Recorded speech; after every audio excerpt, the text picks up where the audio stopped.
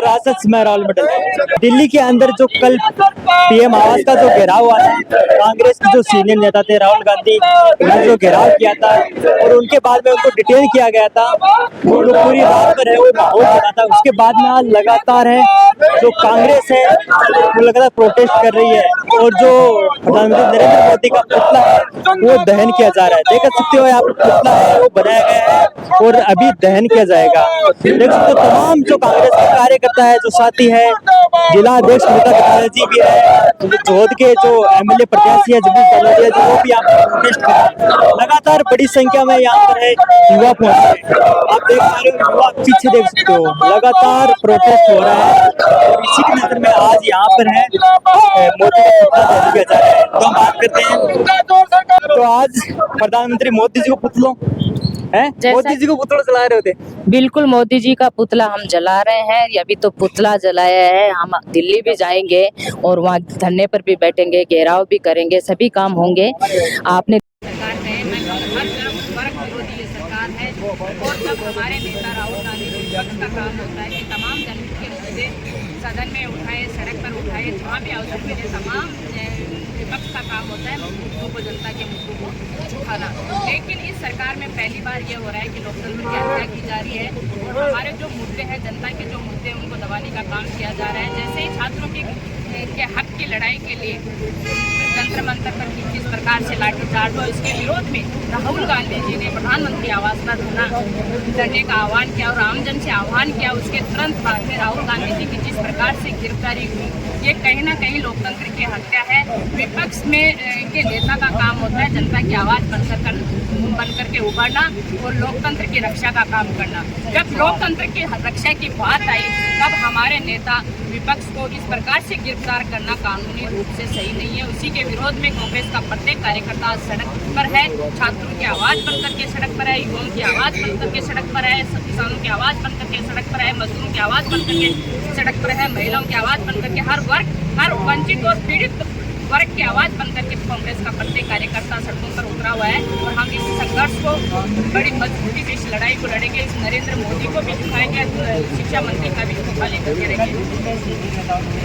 राजस्थान में भी कल मुख्यमंत्री और शिक्षा मंत्री बिल्कुल। तो जो आम आदमी पार्टी है आरोप लगा रही है कि इसको बैकग्राउंड बनाया गया था बीजेपी की तरफ से और कांग्रेस खुद भी है, कांग्रेस का लेना चाहते हैं।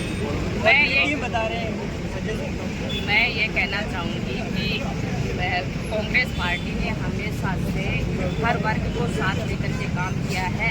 जब हम सत्ता में थे तभी सभी वर्गों के को ध्यान में रखते हुए काम किया गया था। आज हम लगातार विपक्ष में हैं तो भी हम लगातार, चाहे कोई भी मुद्दा हो, चाहे किसानों का मुद्दा हो, छात्रों का मुद्दा हो, युवाओं का मुद्दा हो, महिलाओं का मुद्दा हो, किसानों का, मजदूरों का, कोई भी मुद्दा हो, कांग्रेस पार्टी लगातार हर मुद्दे पर सड़क से लेकर के संसद तक विरोध किया है। इसी क्रम में हमारे विपक्ष के नेता का जो काम होता है, लगातार हमारे यहाँ सीकर जिले में भी आपको अवगत कराना चाहती हूँ कि देश के 28 जिलों में छात्रों की गूंज का कार्यक्रम चल रहा है। उन 28 जिलों, जो देश के 28 जिलों में से एक हमारा सीकर जिला है, उसमें भी 40 दिवसीय छात्रों की गूंज का कार्यक्रम चल रहा है। और मैं आपको मीडिया के साथियों के माध्यम से मैं अवगत कराना चाहती हूँ कि सबसे पहला paper leak, NEET paper leak के बारे में सबसे पहला ट्वीट अगर किसी का आया था तो लोकसभा में नेता प्रतिपक्ष राहुल गांधी जी का आया था। उन्होंने सबसे पहले मांग की थी कि नीट पेपर लीक में जो दोषी है उनके ऊपर कार्रवाई की जाए, शिक्षा मंत्री को इस्तीफा देना चाहिए। उसके बाद में लगातार हम लोग संघर्ष कर रहे हैं। एक सवाल है, कांग्रेस की जो राजस्थान में गिरफ्तारी हुई उसके बाद में एक कैंपेन चलाया जा रहा है कि कांग्रेस के अंदर 5 साल का कार्यकाल रहा है पिछला, पेपर लीक हुए और अब वही लोग आवाज़ उठा रहे हैं, तो ऐसे क्यों चलेगा? मैं कहना चाहती हूँ कि हाल ही के दिनों में 89 पेपर लीक हुए हैं। अभी महाराष्ट्र पुणे में भी पेपर लीक हुआ है। केंद्र सरकार को आज 12 साल से केंद्र में भाजपा की सरकार है, नरेंद्र मोदी जी के नेतृत्व में सरकार है, जो युवाओं को बरगला करके सत्तासीन हुए थे और रोजगार देने का जो वादा किया था कि हर साल हम 2 करोड़ लोगों को रोजगार देंगे। मैं आपके माध्यम से बताना चाहती हूँ कि आज 12 साल का समय कंप्लीट हो चुका उनके शपथ ग्रहण को।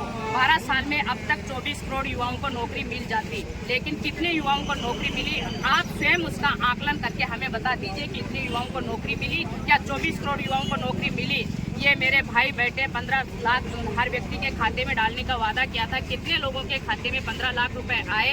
अच्छे दिनों का एक सपना दिखा करके सत्तासीन हुए थे, लेकिन आज 12 साल बाद में आज दिल्ली की सड़कों पर युवा रोजगार के लिए बैठा है, अपने भविष्य के लिए बैठा है। पेपर लीक जो हो रहा है, बार बार परीक्षाओं में धांधली हो रही है, दो बार एक ही परीक्षा के दो प्रकार के, एक ही व्यक्ति के दो प्रकार के रिजल्ट आ रहे हैं, उनके लिए बैठा है। तो मैं कहीं ना कहीं कहना चाहती हूँ कि ये भाजपा सरकार, ये सिर्फ पेपर लीक नहीं है, ये पूरी सरकार ही लीक है। और जल्दी शिक्षा मंत्री के साथ साथ इस देश के प्रधानमंत्री का भी इस्तीफा होने वाला है और वो पीछे की गलियों से भागने वाले हैं।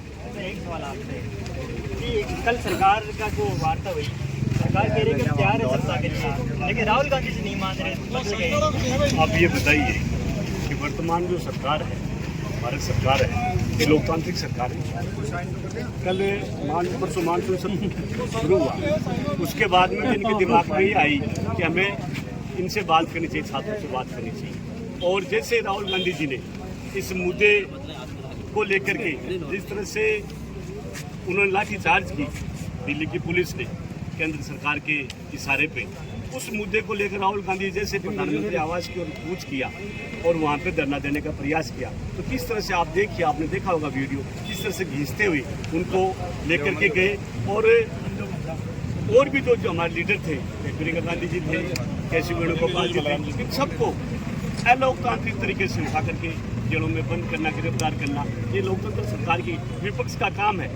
विपक्ष का काम है कि जनता की आवाज़ को उठाए, जनता के मुद्दों को उठाए। आज बेरोजगारी चरम सीमा के ऊपर है और जितने पेपर लीक वर्तमान कांग्रेस सरकार और वर्तमान में बीजेपी सरकार के शासनकाल में हो रहे, आज तक हुए ही नहीं। अच्छा, अभी एक सवाल, आज राहुल गांधी जी खुद कलेक्टिव सीट में गए हैं, विरोध कर रहे हैं, आज भी लगातार विरोध जारी है वहाँ पे, तो आज क्या फिर से कोई बड़ा प्रोग्राम है आपका या आने वाली क्या रही? आप देखिए, हम लोगों ने यहाँ पे मोदी जी का पुतला बना रखा है, आज हम इनको दहन करेंगे।